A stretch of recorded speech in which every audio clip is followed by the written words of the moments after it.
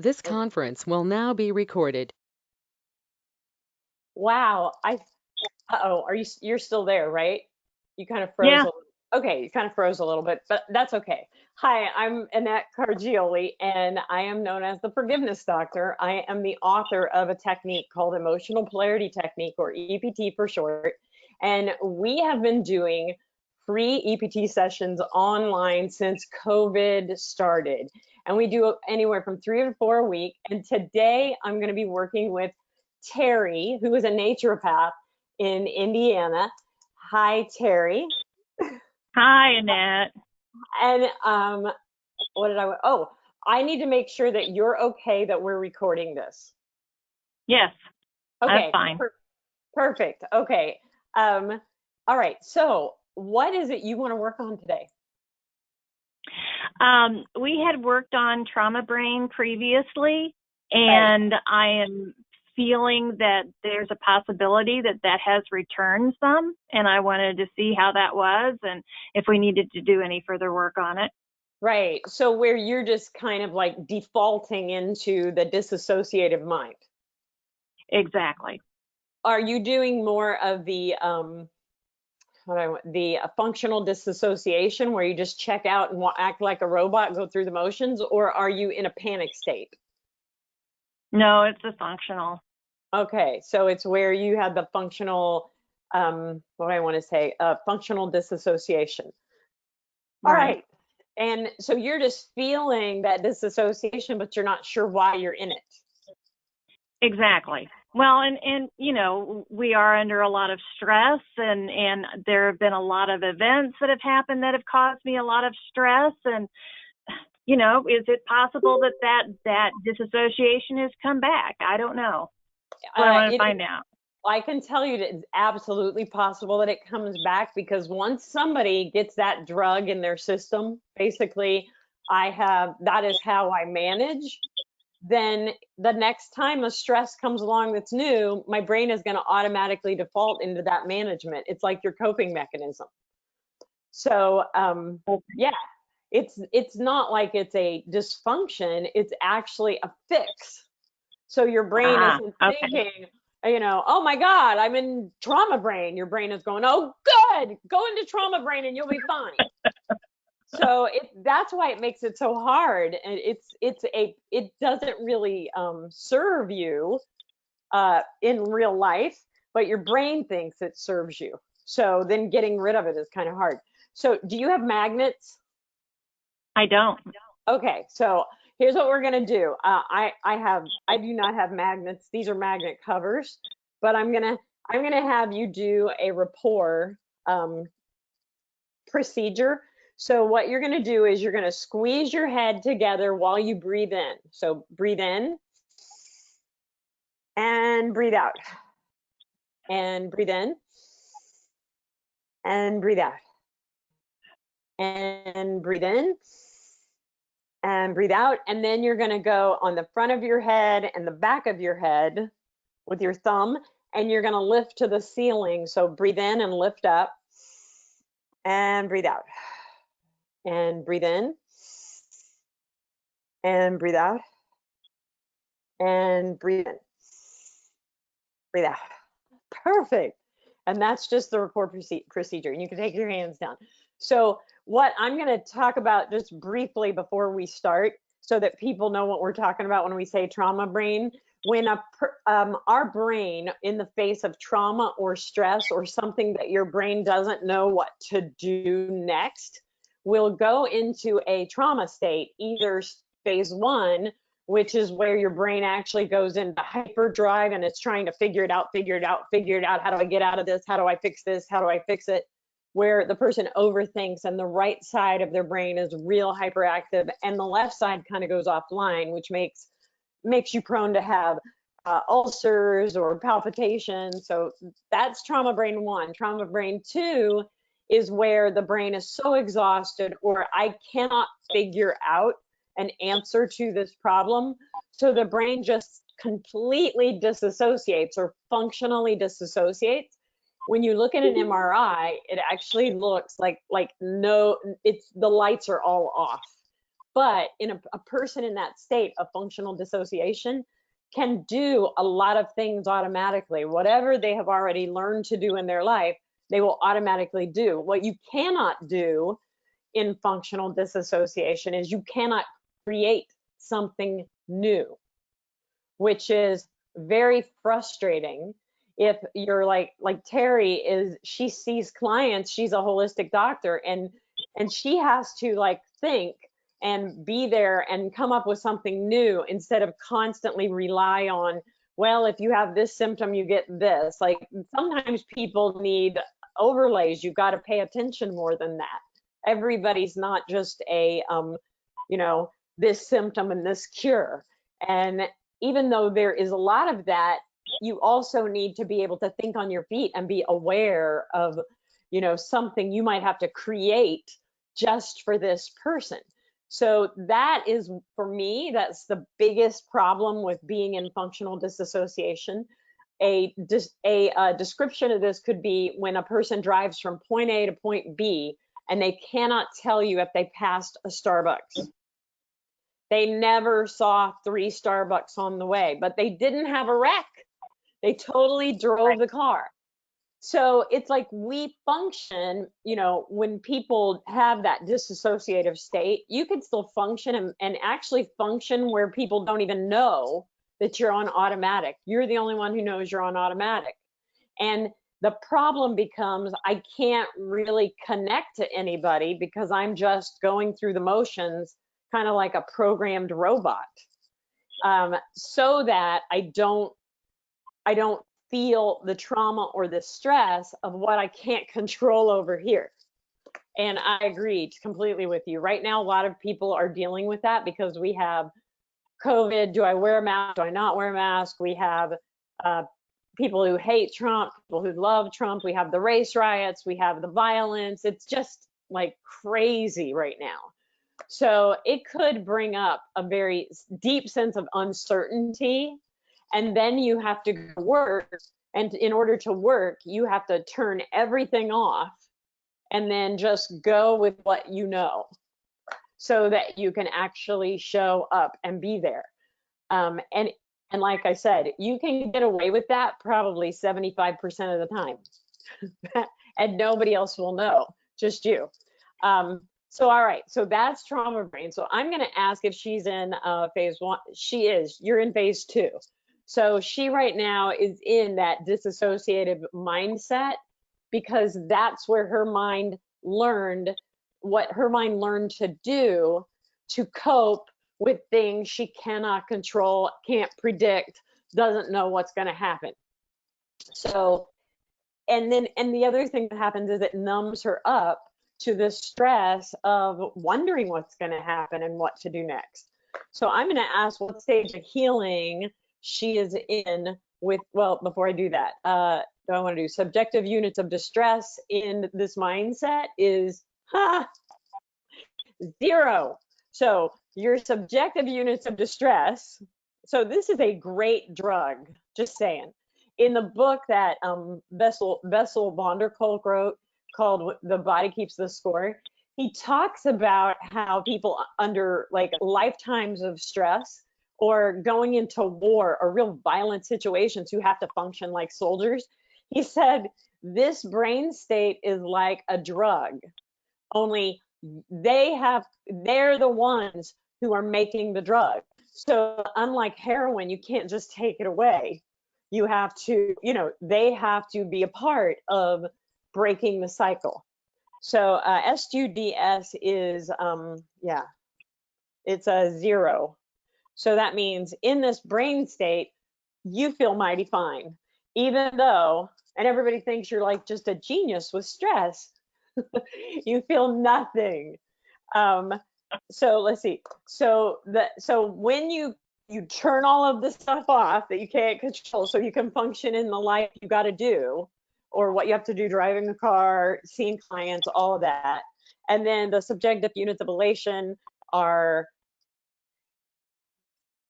that's a 7. So what that means is it's like an addictive state for your brain. So I literally, as soon as I can go into that disassociative state, I have a sense of elation and control over the thing I can't control. So it's like a person who goes and drinks a bottle of vodka. I feel some sense of control now that I have done that. Or a person who eats a whole hot chocolate cake. You know, it's the same thing. I'm creating another something else that I can feel like I'm in control. So the subjective units of elation are 7. So what we hope to do is break this cycle of where your brain really relies on that state of mind as the way of coping. And the problem is, because you can't create, it will never actually give you the solution to the stress that you're dealing with. So until that stress goes away or magically transforms itself, you're stuck in this place. All right, so we hope the subjective units of elation come down, and a little bit, I want to see some distress on going into this state of mind, so that your brain actually sees it as it's there for a reason, but it shouldn't be there for every single stress that exists.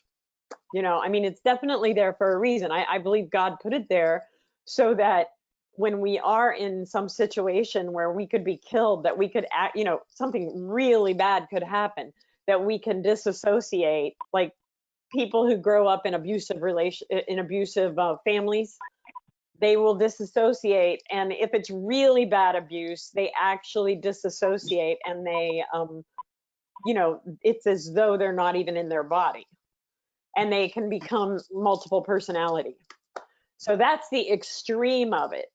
All right, and stage of healing is stage 4, which is depression, or that's a stage where you're stuck. So it means that you keep hitting the wall. This is like a coping mechanism that your brain is very familiar with.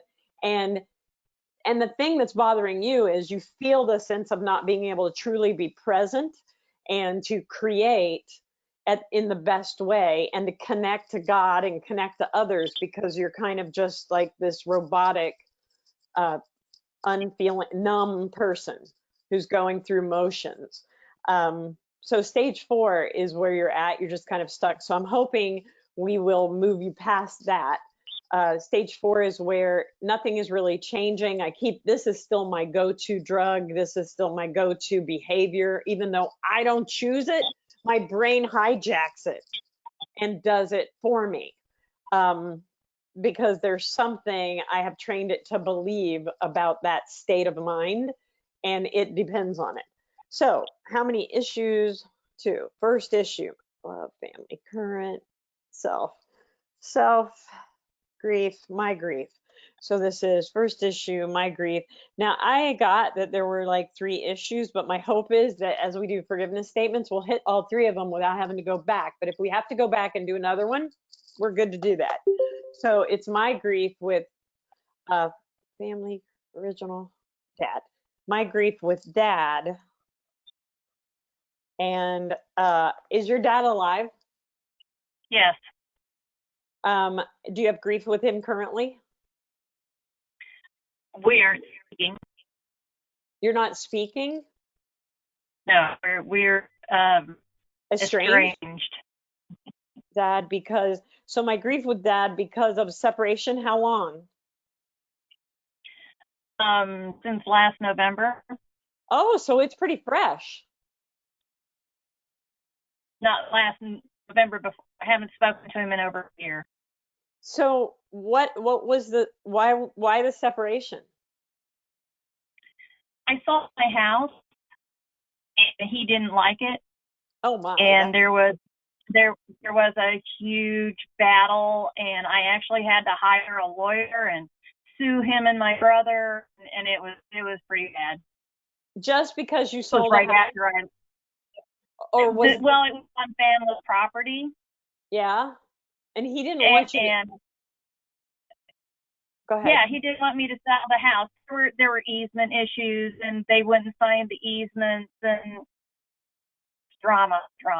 What did he want you to do? Just walk away from it? I think he wanted me to stay. He didn't want me to move. Did he say He that? never told me that. No, No. He just gave no. you a hard time. Him and my brother. Yeah. And does your brother live there too? Wow. So my grief with dad, and it's really not because of the separation. It's because of this conflict that we all went through, right? Right. It's the way they treated me. Yeah. Okay. And So there has been he's made no attempt to contact me. or to say, I'm sorry, how are you doing? None of that. Nothing. But at the end of the day, you won in court, right? So you got what you wanted. Yes. Yes. But and he lost. Yeah.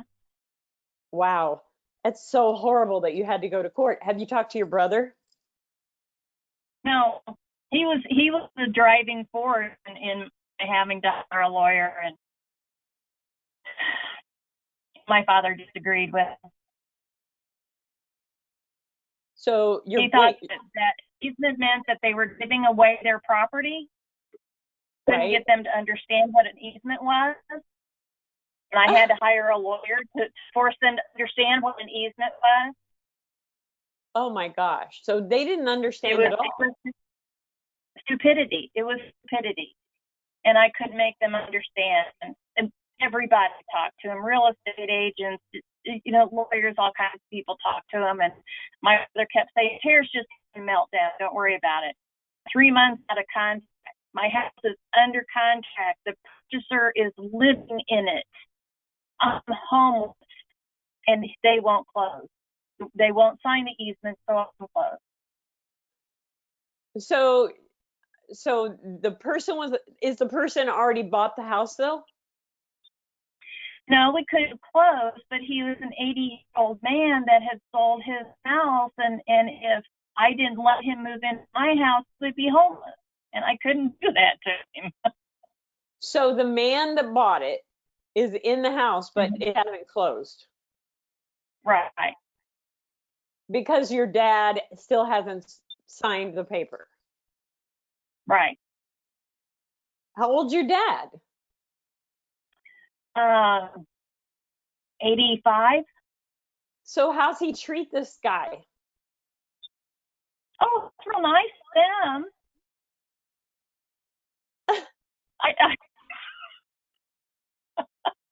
Oh my goodness. So the 80-year-old man who's in your house, he's got all the papers ready to buy the house.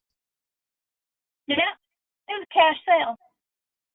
Oh my gosh. And your dad is still blocking the finish of that. My dad and my brother. How does your brother have anything to do with it? Isn't it your dad's property? Well, no, my father turned over the property to my brother and took a lease on his house so that, if anything happened to him, when so technically my brother owned it. But they didn't sign the easement, and they transferred the property like they were supposed to. So it was left to me later on, which I did. I paid a bunch of money out to have it surveyed, have a legal easement written up, and they wouldn't sign it. Wow. And so your dad, your 85-year-old dad, wants to make sure in case he dies, it still doesn't get signed. No, they did that more so that if he ever had to go in a nursing home, they wouldn't take the property. It's just he turned it over to his son. You understand what I'm saying? Yes. And they had done this several years before, even though I said there are easements that we need to settle. You guys should settle this when you turn the property over. But it didn't happen. They left that up to me, so I did it legally like it's supposed to be, and they didn't like it because they thought I was giving away property with an easement.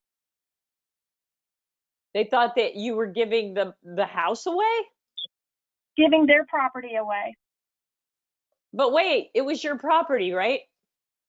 Well, I had a sewage easement on their property. it just needed to be an easement so that people could walk on their property and fix the sewer if they needed to. That's it. Oh my gosh.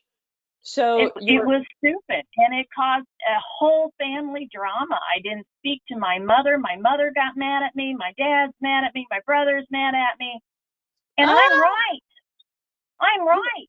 You know? Yes. Yes. I had a real estate lawyer. I had a real estate agent. The purchaser's real estate agent. We're all involved. These are professionals. They knew what they were doing. I was doing the right thing, and they were just being jerks. So does anybody now talk to you? My mom does, yes. Does she understand what happened, or is she just like, don't talk about that? Well, it had to come to a point where I had to stop talking to her because she didn't understand. None of them understood. None of them understood. And I said, you guys realize I was in real estate, right? I have a real estate agent. I have a real estate lawyer. This is how it's done. Wow. So they're upset. Let me get what they're upset about, or what they told you. They're upset because they feel like you're cheating them out of their easement. Out of their property. Wait, but only the easement. Yeah. Not the whole house. They acknowledge the house is yours. Yeah. So they are fine with that house is yours, but this little sliver here is where the sewer is ours. Right. And you can't sell it. Well, I didn't want to sell it. Right. I just wanted to give the new purchasers, the new owners, permission to get on that piece of property and fix the sewer if they needed to. And nobody understood this. Wow. They acted like they didn't. I couldn't believe that they were that stupid. Well, that's good. I couldn't believe my family was that stupid. That is so funny. I couldn't. That can't be true. I could not have come from this stupidity. All right. So your mom talks to you, still not your dad, though. No. Have you tried to talk to your dad? No. How about your brother? No, absolutely not. He was a total jerk. Has there ever been a separation like this before? Not to this degree. You know, they've done stupid stuff, and I've quit talking to them for a while, but, you know, and I said, this is going to cause a problem, and my brother is like, you'll get over it. Well, not this time, buddy. But you've also had really good times with your family. That's why you can't believe they're this stupid. Right, right. You're kind of giving them the pass that they're stupid rather than mean. Well, I felt there was a lot of meanness involved. I really did. All right. So your mother must be stressed out because she doesn't like that nobody's talking. Yeah, and that was an issue. And I'm like, that's just how it is. And either you're not going to talk to me and, you know, be mad at me, or we're just going to get through it. You take your pick, you know? Yeah. And meanwhile, your brother, is he older or younger? A year younger. So you guys are really close. You're like twins. Yeah. So is he married? No, he's living with somebody. They're not married. Okay, I thought maybe he might live with mom and dad. It's one of those weird things. Basement kids. Here, we're going to put it in your name. Oh my gosh. Okay, so your grief, I want to get this right. Your grief with your dad is because, so there's a lot of reasons we could say. We could say because he wouldn't sign the paper. It's not because he wouldn't sign the paper. It's because he's stupid. Not because he's stupid. It's because he treated me unfairly. He favored my brother. Is that true? Yeah. Like over I a would life? say that. I would say that he expects my brother to take care of him now that he's given him his property. So he had to favor my brother because my brother is going to be the one that stays to take care of him in his old age. Oh, wow. Were you supposed to do that? I wouldn't have done it. Right. So I wouldn't have allowed him to manipulate me the way that he's manipulating my brother. all right, to take care of him. Well, I feel like your brother is a lot more dishonest than your father. I think my brother learned it from my father. Yeah, I don't know. I feel like it just feels like your brother is dishonest. Like it's not going to go well if he has all that property and he is executor and it's not going to go well. Yeah, I thought all of this was a lot of spite. Was what? Spite. From your brother? Yes. Okay. So, because I do feel like he's like, he just really supports this stupid division. Like he's fine with kick you out and I'm in. Yeah, exactly. So my grief with my dad because he treats me unfairly. I'm the oldest, but he's favoring my brother. And he doesn't trust me. Are you still there? Yes. So he doesn't trust me too. And that makes me feel sad. So this is the big stress that is unresolved. So I'm going to say my grief with dad, yeah, because of, the separation is actually part of it. I don't feel good about the separation, but I don't know what else to do. I've done everything I could do, besides just let him have what he wants. And I feel grief because he treated me unfairly. I feel grief with dad because, because this separation doesn't feel good to mom. Like it stresses mom out. This is a mess. I can't imagine being the age they are and being so stubborn. They need you. All right. So, is there an original conditioning event that is similar to this? We got to do this one. We have to do this one. And this one's a year and a half old. And you're thinking all this conflict that's going on around you is just dragging all this up that never got finished. So, all right, my grief with dad. So we're gonna go grief with dad. Grief. Okay, so it's green here. I need you to put your hand over your lung and another hand over your forehead, and you're gonna squeeze your head together. Breathe in and breathe out. And then breathe in and breathe out and breathe in. Breathe out. Wow. Oh my goodness. All right. So I'm going to say, I also want to say, that's how you keep from feeling all that stress in the family is you just stay checked out. All right. And then you can relax. Exactly. So are there any other emotions? No, this is just a heavy, heavy grief. And it's a loss because it's a loss of family. It's a loss of money that you could have, that you should have. It's just like it's a betrayal. Oh, okay. You're frozen, but you can still hear me, right? Right. I can hear you. All right. So loss. I'm putting losses of family, money. Yeah, connection. Wow. Oh my gosh, this is crazy. Okay. So, but the only emotion is grief, so that's pretty good. It means you haven't grieved the loss because you probably don't want to feel it as a loss because your mom is still talking. So, let's see, phase 1 and phase 2. So now I need you to just kind of tap on your head. So you're going to do this on your brain while we're doing the statements.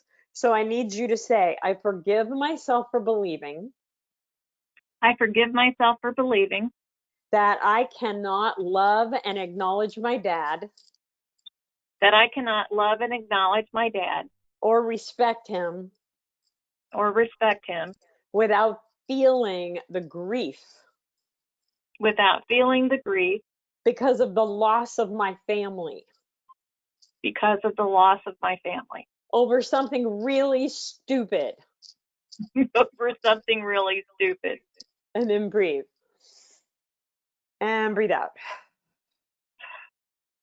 I forgive myself for believing I forgive myself for believing that I cannot feel the grief of this loss, that I cannot feel the grief of this loss that my dad has allowed that my dad has allowed while he favored my brother while he favored my brother and totally disrespected me. and totally disrespected me. And then breathe.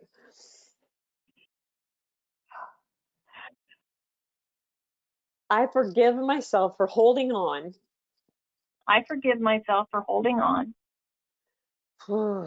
to the family to the family I thought I had, I thought I had, the family that did respect me and want me to be a part of it, the family that did respect me and want me to be a part of it, the family that wanted my life to be good, the family that wanted my life to be good, the family that wanted my life to succeed and be better, wanted my life to succeed and be better, the family that was there for me when other hard things happened. the family that was there for me when other hard things happened.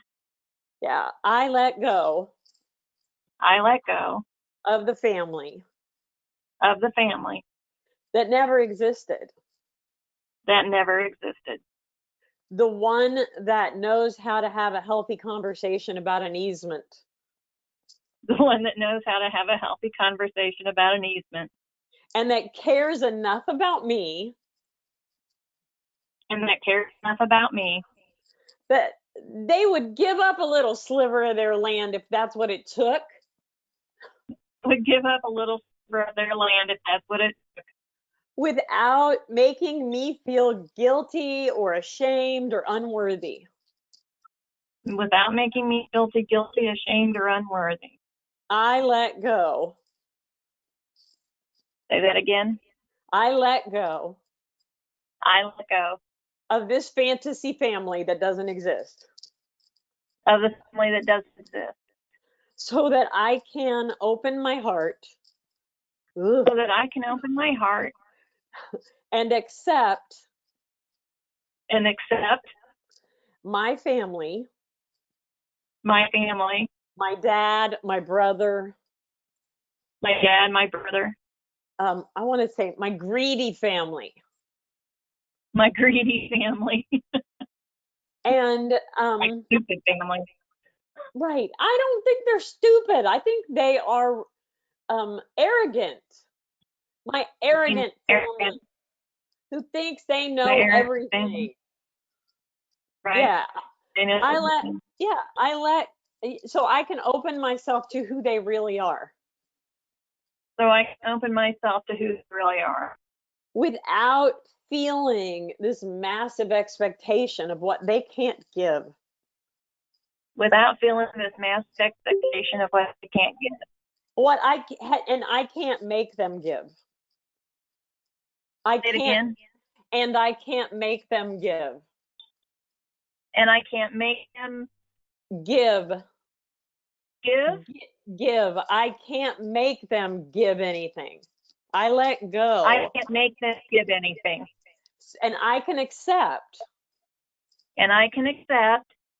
my dad doesn't trust me. And my dad doesn't trust me. I can accept it's unfair I can accept it's unfair because I am a trustworthy person. because I am a trustworthy person. I'm a good daughter. I'm a good daughter. I'm a good family member. I'm a good family member. I accept I accept what I cannot change in them. what I cannot change in them. I can't make them tell the truth about me. I can't make them tell the truth about me. I can't make them show up I can't make them show up being fair being fair or apologetic or apologetic or generous. or generous. I can't make them show up that way. I can't make them show up that way. And then breathe. I say yes I say yes to the family that didn't exist, to the family that didn't exist, the one that I thought was just stupid when they were really mean. the one that I thought was just stupid and they were really mean And arrogant. and arrogant. Yeah, and I call up this family And I call up this family and I release this fantasy family and I release this fantasy family to God's love and mercy. to God's love and mercy. And then breathe. Even though I thought I had a stupid family. Even though I thought I had a stupid family. And that would be enough for me not to talk to them And that would be enough for me not to talk to them ever again. ever again. The truth is, The truth is, I have a greedy, I have a greedy, arrogant family. and arrogant family. Yeah, who have never truly valued valued me for who I am. Who have never truly valued me for who I am. And then breathe. I forgive myself for believing if they were smart, they would have valued me. I forgive myself for believing if they were smart, they would have valued me. When the truth is, their greed and their arrogance is why they don't value me. When the truth is, greed and arrogance is why they don't value me. That is why. That is And why. yeah, and then breathe. So even if they were really smart, this would still be happening. Even if they were really smart, this would still be happening. Right, and then breathe. I forgive myself for believing I have to rewrite this story. I forgive myself for believing I have to rewrite this story And make them better than they are and make them better than they are. by calling them stupid. Like that's stupid. Yeah, that's making them better than they are. So that I don't feel the loss So that I don't feel the loss of the family I wished they would be. of the family I wish they would be. And then breathe. Wow. I forgive my family. I forgive my family.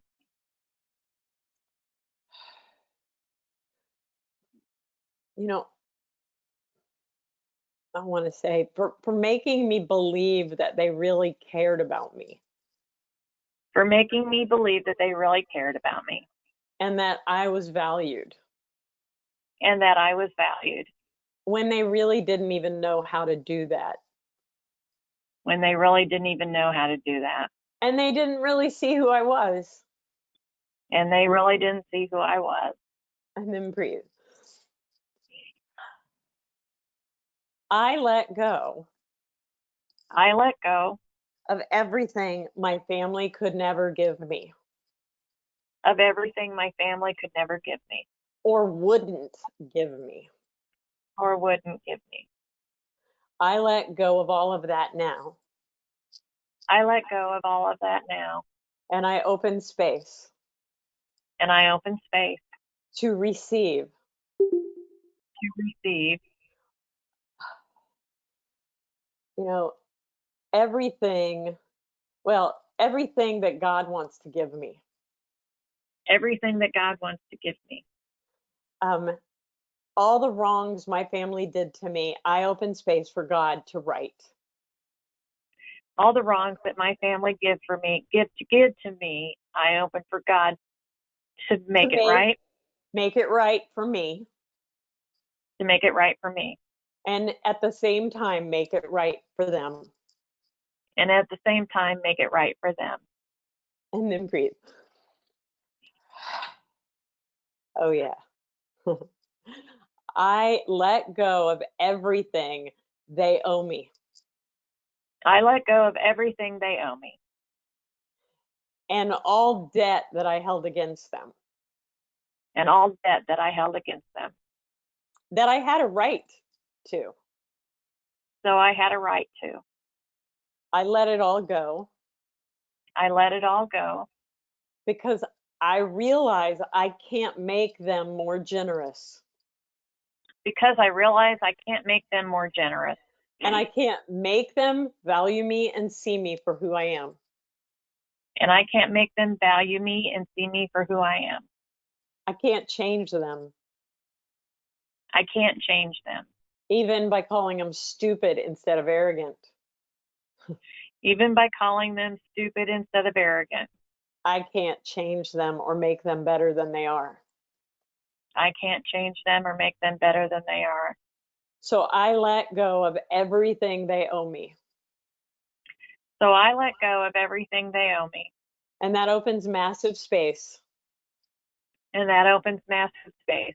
Where God can right the wrongs they have done in my life.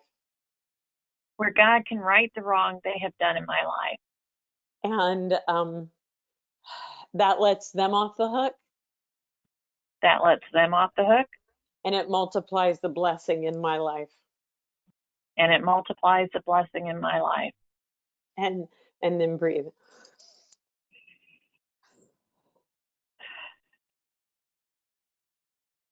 Wow. Without this pattern, I am free to forgive my dad and my brother. I am free to forgive my dad and my brother. For for their ongoing arrogant, sinful attitude toward me. For their ongoing arrogant and sinful attitude. Sinful attitude towards me. As a family member who has not hurt them. Who has not hurt them. And then breathe.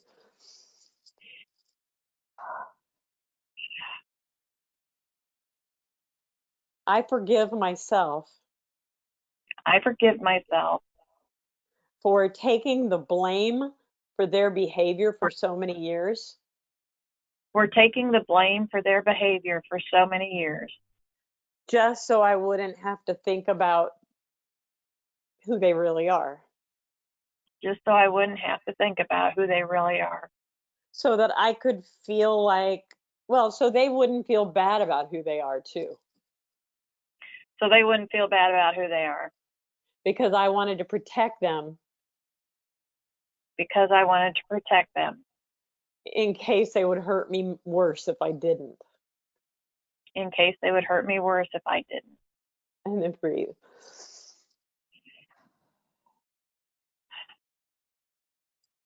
I let go of everything they say I owe them. I let go of everything they say I owe them. And I open up massive space. And I open up massive space. Where God can make the wrongs they think I did to them right for them. Where they think where God makes the wrongs they think I did Where God makes the wrongs they think I did right for them. Yeah. And then breathe.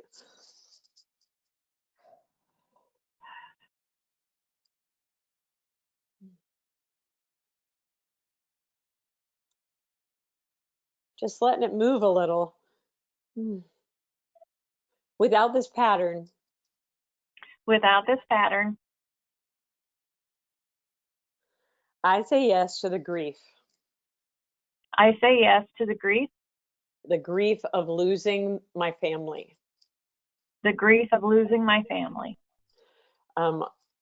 for all the good and the bad, for all the good and the bad, for something so minor.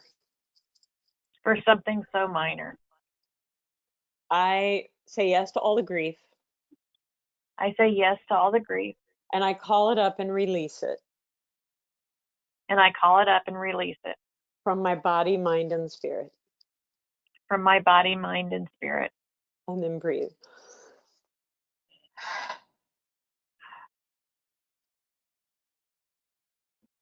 Without this pattern, Without this pattern, I am free to hold a place in my life I am free to hold a place in my life of love, honor, and respect of love, honor, and respect for the father and brother and family that God gave me.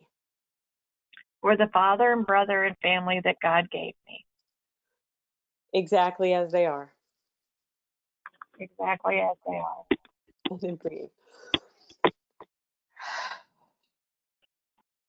Without this pattern Without this pattern of making them better than they are, of making them better than they are, I can keep my distance I can keep my distance because I know how they are. because I know how they are. Yeah, because I know that they're arrogant and greedy, and that might not be good for me. Because they're arrogant and they're greedy, and that might not be good for me. And then breathe.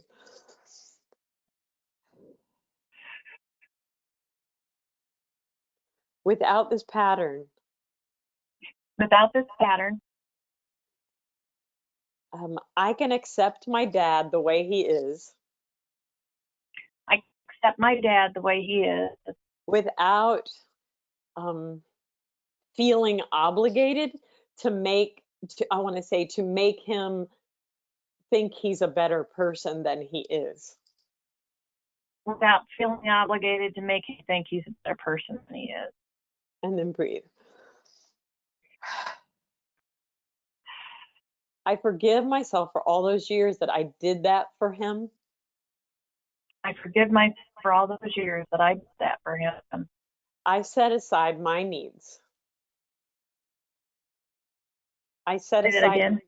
I set aside what I needed I set aside what I needed whenever I had whenever I had to keep him from being upset to keep him from being upset or mean. or mean. And then I got blamed for it. And then I got blamed for it. I forgive myself for all those years I did that. I forgive myself for all those years I did that.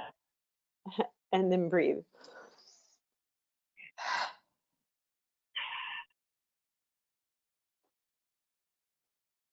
And I did it for my brother too. And I did it for my brother too.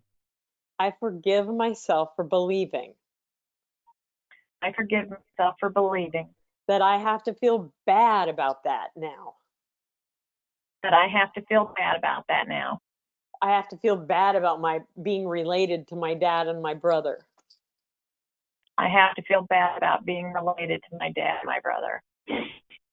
Because everything that I gave was never enough Everything that I gave was never enough and was never acknowledged or valued. and was never acknowledged or valued. or rarely acknowledged or valued. Rarely acknowledged or valued. And then breathe. Without this pattern of disassociation, Without this pattern of disassociation, I can make more wise decisions about my relationships with all people. I can make more wise decisions about all my relationships with all people, And even my birth family. and even my birth family. I can honor and respect everything I they can gave. honor and respect Everything they gave me, they gave me, good and bad, good and bad, to make me a better person. to make me a better person. And I can grieve the loss And I can grieve the loss of what was a fantasy because of how I took up for them. what was a fantasy because I took up for them. I can grieve the loss of that family and accept that's what's happening. I can grieve the loss of the family and accept that that's what's happening. And then breathe.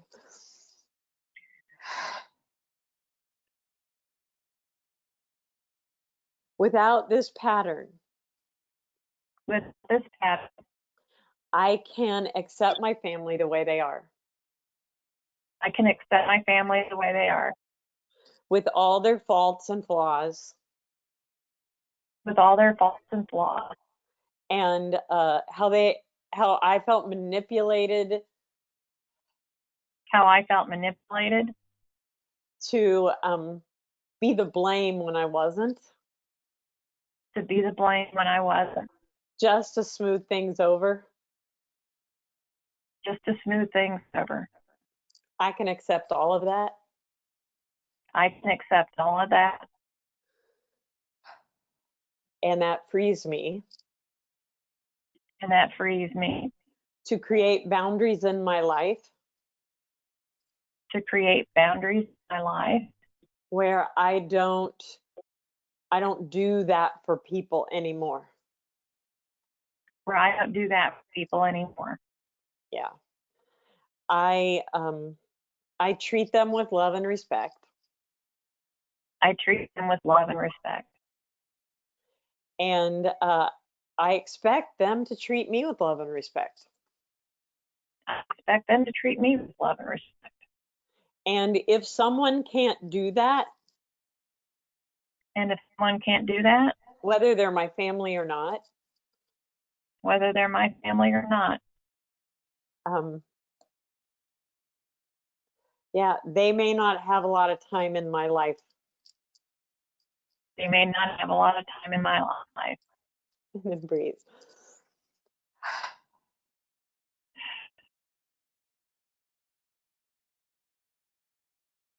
Even though I really wished my dad could have been a better person in my life, Even though I really wish my dad could have been a better person in my life, I accept he did the best he could do.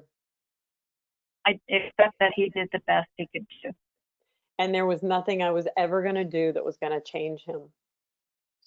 And there was nothing that was going to change him. And even though he hurt me, And even though he hurt me and trained me to take the blame for that, and trained me to take the blame for that, yeah, he also loved me. he also loved me. And if he could have done better, he would have. And if he could have done better, he would have. And then breathe.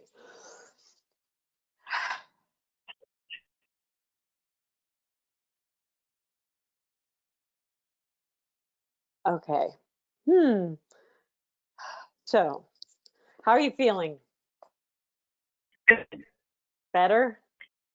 Remember when I was in Florida, released my my brain actually felt different. Yeah. It feels different again. Good. Good. I could actually feel that it was happening again. It was That's a physical sensation. well, and so and it opened up. I feel like, you know, you lost your daughter, which was family, and you didn't have any control over, but this is another loss of family. Even Yeah. though it's what you really are losing here is what you hoped would somehow emerge over your lifetime, and it never did. You know, your brother and your dad were never going to show up more generous and more kind and all of that. They just weren't. So it's kind of like what's died, or what your brain had been hanging on to is the light, you know, their transformation that never happened. Right. And you were the one who enabled them to be better by just, you know, taking the blame and making sure you did stuff so somebody didn't get upset, and you just got really good at that. And then you got to have the best of that person, but it was all predicated on your sacrifice. Right. Which was exhausting. And then when you had one little thing for them to do, no. Right. One little thing. Right. So subjective units of distress, I'm going to ask about subjective units of distress for trauma brain. It's a 6. So in a good state of mind, your brain feeling better and you're showing up in that creative place, your brain does not want to go back to that numb place, which I think you just automatically go there. That's what allowed you to be such a robot for these arrogant people in your life, that you didn't want to lose because you love them. And then subjective units of elation for trauma brain is, oh good, that's what I wanted. That's a 0. And let's see, stage of healing. Oh, good. You're in light emerging. So you should stay there. Woo! Wow. Yeah, I would say if there's, and I didn't do show up, pay attention, tell the truth, let go. Let go was probably not okay when we started, because all of what you're still waiting for from dad, and it's like, I just want, that's not going to free up completely in the real world until there is a definite, true you letting go of everything that they're not going to give, that you just let it go, because by letting it go, you open space for all the things that God could do to change it. And it'll change for you and him and them at the same time. You know, because your dad, he hasn't treated you right. So when the wrong is righted, he didn't have to do it. So he's off the hook. Somebody fixes it for him, which is what God does. So anyway, stage of healing is 6. Yeah. Oh, that was awesome once we got online. And it's still, Right. we still did it in about an hour.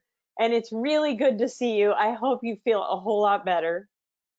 I do. I feel so much better. Oh, Thank you. It was good seeing you, Annette. It's really good seeing you. And I love your post on Facebook. As you know, wink, wink, we're on the same page. Right. I don't want to upset anybody. Anyway, that cognitive dissonance can be a real bear. Yeah. It was intense, wasn't it? Yes. Okay. Well, I will send you a video of this, and Okay. if you want to see it again, so you'll have it. And let's see, I'm going to stop my recording.